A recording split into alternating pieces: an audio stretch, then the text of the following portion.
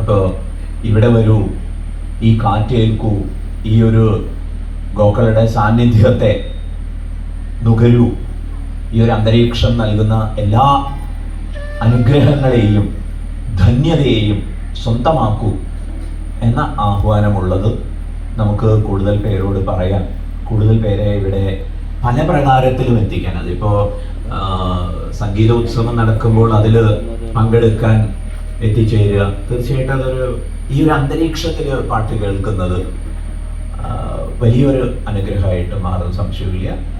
മറ്റു പ്രകാരത്തിലും ഇവിടേക്ക് ആളുകൾ ധാരാളം എത്തിപ്പെടട്ടെ. ഹരിയിലൂടെ ഗോവിന്ദൻ അനുഗ്രഹം ചൊരിയുകയാണ്. ഹരി അതിനൊരു നിമിത്തമാവുന്നു, ഹരിയുടെ കുടുംബം അതിനൊരു നിമിത്തമാവുന്നു.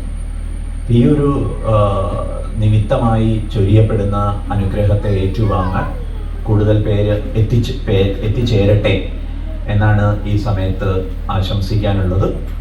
ആ ഒരു ദൗത്യം നമ്മൾ ഓരോരുത്തർ ഏറ്റെടുക്കണം. ട്രെയിനിൽ നല്ല തിരക്കാണ് അത്രേ.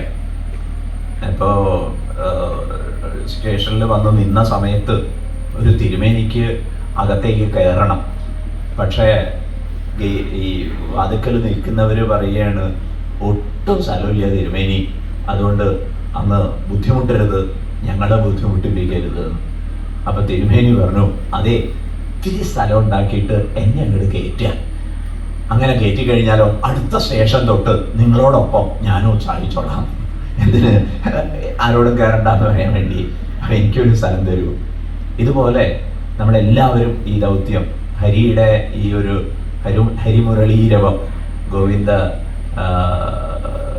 ഗീതം, ആഹ്വാനം, അത് ഹരിയും കുടുംബവും ആവും പോലെ ചെയ്യുന്നുണ്ട്.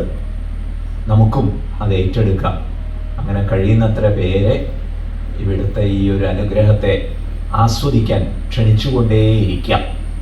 ചെയ്യുന്ന ഒരു പരിശ്രമത്തിനനുസരിച്ച് അതിൻ്റെ പ്രയോജനം എല്ലാവരും നുകരുന്നില്ലല്ലോ എന്നുള്ളത് വലിയൊരു സങ്കടമാണ്.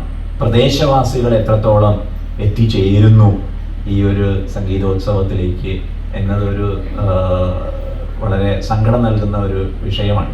അപ്പോൾ കൂടുതൽ പ്രദേശവാസികളെ എത്തിക്കാൻ, അങ്ങനെ ഭാവിയിൽ ഇത് വിഭാവനം ചെയ്ത ശ്രീ ഉണ്ണികൃഷ്ണൻജിയുടെ ഉത്സാഹത്തിന്, അതുപോലെ ഹരിയുടെ ഒരു ഉത്സാഹത്തിനൊക്കെ ഉത്തമമായ ഒരു പ്രതിഫലം നൽകുന്ന വിധം ഇതൊരു വലിയ ഗ്രാമോത്സവമായിട്ട്